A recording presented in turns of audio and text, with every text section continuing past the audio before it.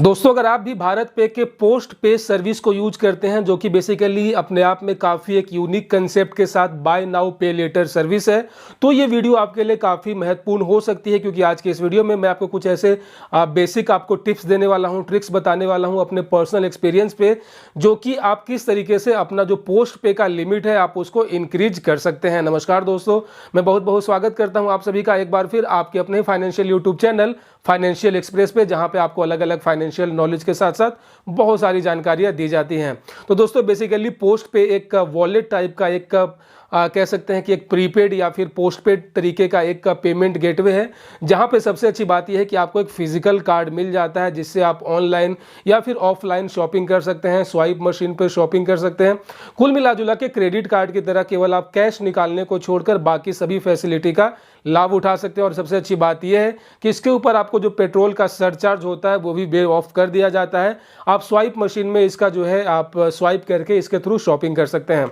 लेकिन दोस्तों, स्टार्टिंग में क्या होता है कि जब आप साइन अप करते हैं पोस्ट पे के कनेक्शन पे, तो आपको क्या होता है कि स्टार्टिंग में जो आपका जो सिविल रिपोर्ट है, आपका जो क्रेडिट हिस्ट्री है, उसके अकॉर्डिंग जो है आपको एक मिनिमम सा एक स्टार्टिंग में आपको एक लिमिट दी जाती है, जिस लिमिट को आप यूज कर सकते हैं और उसी के ऊपर जो है आपका मंथली बिल आएगा। लेकिन गाइस, थोड़ा सा यहाँ पे डिसअपॉइंटिंग ये है कि शुरुआत में जो है ना हमारी लिमिट काफ़ी कम दी जाती है। अगर पर्सनली मैं बोलूँ तो आज से 6 महीने पहले, मतलब कि फरवरी मंथ में जब मैंने साइन अप किया था भारत पे के पोस्ट पे, तो मुझे जो लिमिट मिली थी वो सिर्फ और सिर्फ 2,000 रुपये थी।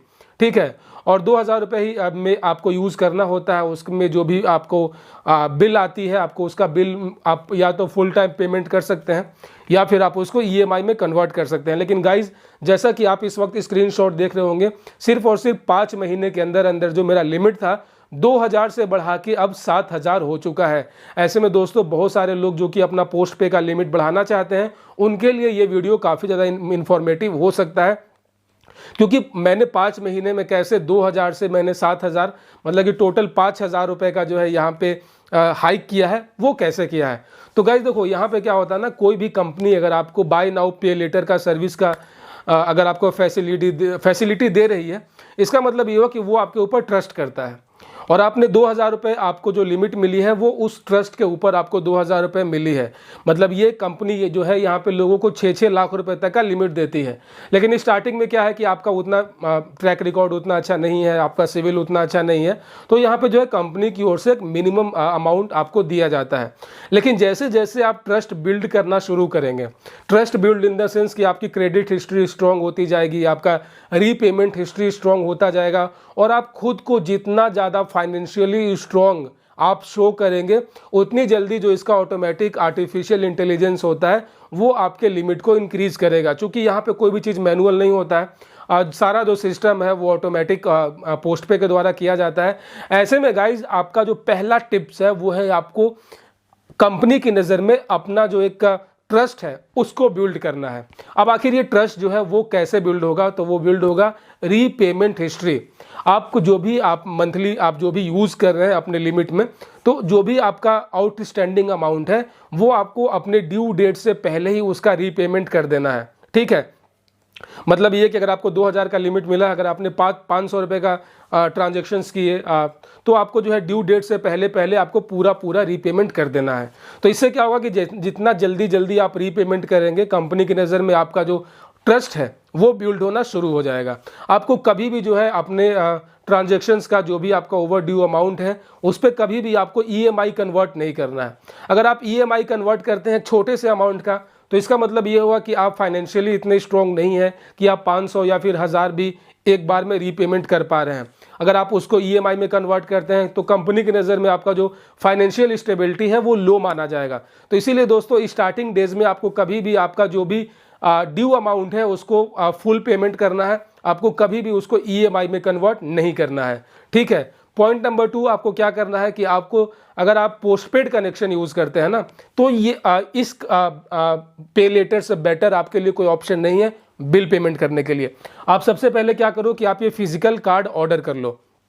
ठीक है, और जब भी आपको रिचार्ज वगैरह करना हो, बिल पेमेंट करने हो, तो आप सारा जो है इस कार्ड के थ्रू ही करो। आप भले फ़ोन पे से करो, पेटीएम से करो, लेकिन जब बारी पेमेंट का आता है ना, तो आपको अपना जो पोस्ट पे का फिजिकल कार्ड है इसके थ्रू ही पेमेंट करना है। इससे क्या होगा कि सारा जो आपका जो भी ऑनलाइन खर्चे हैं वो सारा शिफ्ट हो जाएगा फ़ोन पे और जो फ़ोन पे का ऑटोमेटिक सिस्टम है वो इसको कैच कर लेगा कि हाँ आप जो है काफ़ी एक्टिव हैं ऑनलाइन खर्चों में, तो ये आपका जो है चांसेस ज़्यादा होते हैं बढ़ने का।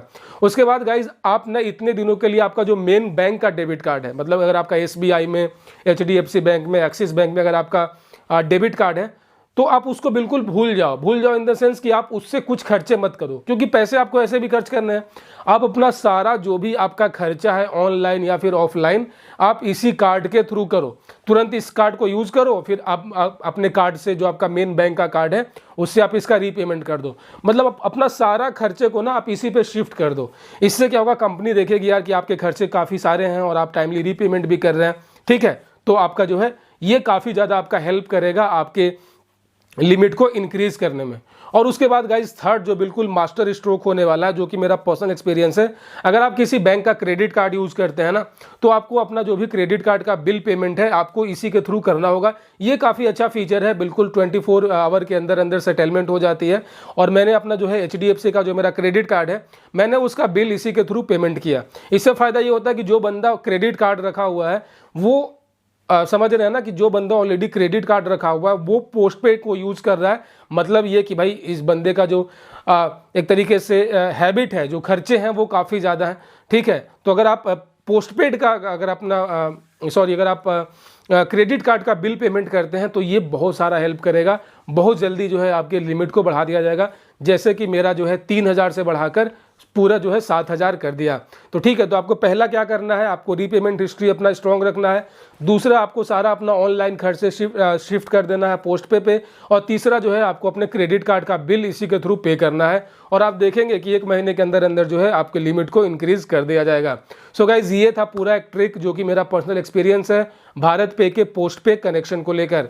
सो गाइज आई होप कि ये वीडियो आपके लिए बहुत ज़्यादा बेनिफिशियल रहा हो। ऐसे ही और कमाल के यहाँ पे फाइनेंशियल और बैंकिंग से रिलेटेड वीडियोस के लिए आप हमारे चैनल फाइनेंशियल एक्सप्रेस को सब्सक्राइब कर लीजिएगा, नोटिफिकेशन बेल ऑन कर लीजिएगा, ताकि अगली बार जब मैं कोई नया और लेटेस्ट वीडियो लेकर आऊँ तो आप उसे मिस ना कर सकें। अपना बहुत सारा ख्याल रखिएगा। जय हिंद।